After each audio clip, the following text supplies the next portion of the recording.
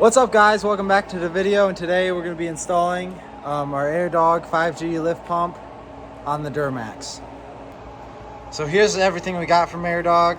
Got an Airdog 5G 165 lift pump, a shirt, got our fuel line hose, and our wiring for the pump to turn on when you turn the key on, the brackets that hold it onto the frame, and other miscellaneous parts. What's good about a lift pump is it puts less strain on your CP3 or CP4, you know, whatever fuel system you have in your truck, depending on the year. And it also filters your fuel a lot better, so you won't have any issues with your injectors.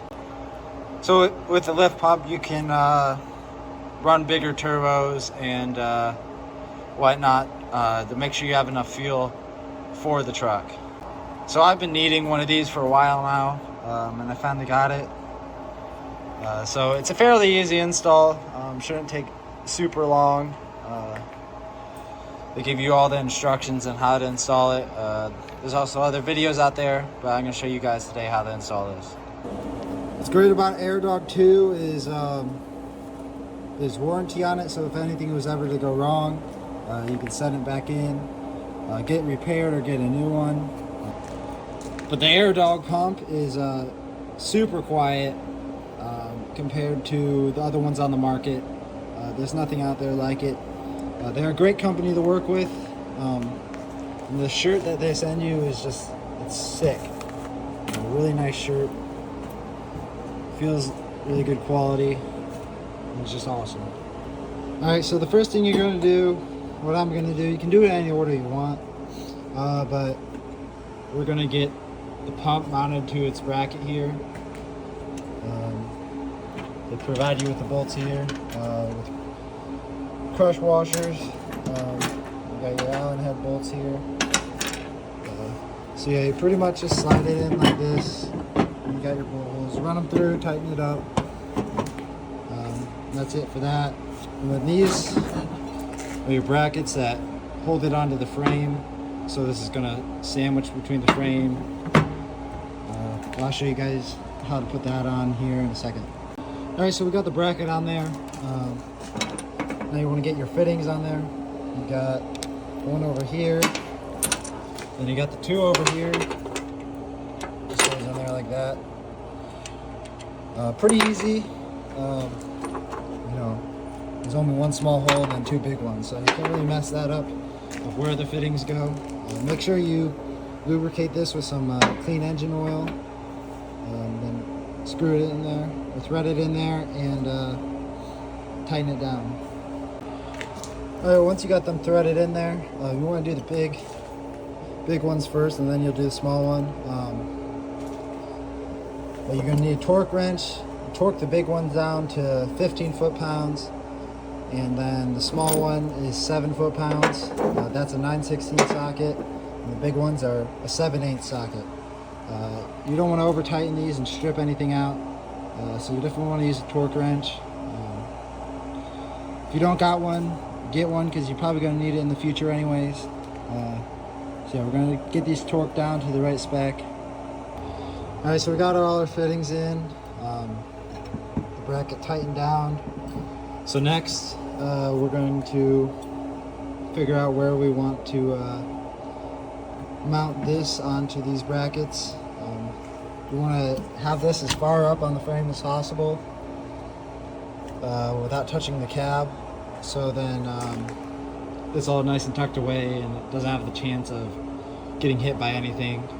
You want to make sure you mount it on the inside of the frame if possible, just to protect it. So we're going to mock up these brackets under there, see where we want to have it, and then we're going to bolt it onto here and then bolt it onto the frame. So yeah. Alright, so we got our bolts in here on the plate. We're going to see how that fits up on the frame. But you got the spacer block here. It just goes right here, and then you put this plate over it. So then your bolts, if you don't have that, then it's going to run into the pump. So we're going to get that mounted on here. and mock everything up on the frame, see how it is. These holes right here need to go on the bottom, as you can see. Pretty easy. All right, so we got it mounted up on there. That's what it looks like. Pretty easy to do. Just need a 1/2-inch wrench. I think it's 3/16 Allen socket. So we're gonna go under the frame over here, take the other plate, run the bolts through. Probably gonna do it around this area because it's nice wide open right here. So we're gonna do that now. All right, so we got this mounted up on the frame. Just got it there, the bolts ran through right here. It's easy if you put the top 2 bolts in, let it rest in the frame. Get this mounted onto those bolts, put the nuts on, then you can put this lower one in. Had to bend the brake line out of the way. That's not too hard to do. But it's right here by your fuel cooler. So yeah, we're gonna have to get some of these lines disconnected right here. The one up here on the tank, which is a tight area to get up to, but it's doable. So yeah, we're gonna get all that unhooked and then get our hoses cut to the right size, how we want them. All right, so we got our bolts tightened down here. You don't want to tighten it down too much to where you start bending it in. You just want to get your lock washer crushed down. So yeah, just you don't need to do it too tight. Just make sure that lock washer is tightened down. All right, so we're gonna start disconnecting the fuel lines here. The first one we're gonna do is on top of the fuel cooler right here. You just get one of these fuel line disconnect tools, slide it in there and then pop it off. That one's gonna run to this fitting on this side of the pump, and this one will go to your filler neck, and then this one goes up to the top of the tank up here. So yeah, it's pretty easy, just kind of hard to get up in that top section. But so yeah, we're gonna disconnect all these lines right now. Hopefully not get covered in diesel. All right, so we got a fuel line off of there, as you can see. So first, we're gonna come here. We're gonna cut this right here and install this piece right here. That's pretty easy. Just make the cut, slide it in there, and that's it. So and then you got to run your fuel line to the smaller fitting. And we'll have to make up our hoses. All right, so we got this installed right here. You know, you just make your cut with the razor blade, slide it in there. You got your hose clamps. There's arrows on this thing. You want to face those towards the tank, and then you can position this wherever you want it. I have it going like this because I got a rock light right here, so I don't want it to interfere with that. So we're gonna get these hose clamps tightened up, and then we're gonna make our hose. We're gonna hook it on here first and then run it through the frame towards the lift pump. Alright, so we got all our fittings here. We're gonna start making up the hoses.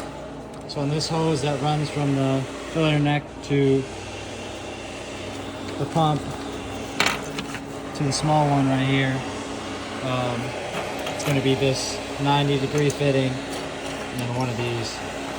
It's pretty easy. Need some engine oil to lubricate it. You lubricate this piece up, get some inside the hose, and then just slide it on. It's that easy. So once we get this section on, hook it into the filler neck, we're going to run the hose through and then cut it to length, and then we'll put our other fitting on. Alright, as simple as that. Just slides right on there, and then seat it all the way. Just make sure it's all the way down. And then you're good to go. And then do the same thing on all the other hoses. Cut it to the length that you want it. It's pretty easy. We got all the hoses installed under there. It was pretty easy. So now we're going to get on the wiring here. This is also really easy. Power, ground, and then you need to put this fuse tap in, accessory fuse in here. Like a ignition one, or I think there's an accessory one in here somewhere. I'll have to look for it. But yeah, that's pretty simple. And then all you gotta do is run this wire back to your pump, and that's it. All right, so we got this all wired up here. Still got to zip tie the wires up and whatnot. I went ahead and shortened this wire and shortened the wires that go to the battery, so it wasn't all this excess laying around. And we just got a little bit left over from going to the pump. But we ended up going to, it was the TBC ignition 1 right here. That's a good fuse spot. Yeah, truck key is on. You can barely hear this pump down here. I don't know if you guys hear that. But these Airdog pumps are super quiet compared to the competitors. There's nothing out there like them. So I'm gonna get this bled, and then we'll do a startup and see how it is. All right, well, everything's put together. I just gotta go around and zip tie everything up, but it was a super easy install. The Airdog pumps are self-bleeding, so you don't really need to bleed them, but to prevent any damage, any air getting in the system, you just want to make sure that you do bleed it. Easy way is to just cycle the key on and off, let those filters fill up, and then your truck should start right up. Mine had no issues. So yeah. All right, so the final thing we gotta do, throw an Airdog sticker on here, so I'm gonna do that here real quick. There we go, we got our Airdog sticker on here. Everything is done. Thanks for watching the video, guys. Make sure you check out Airdog if you need a lift pump.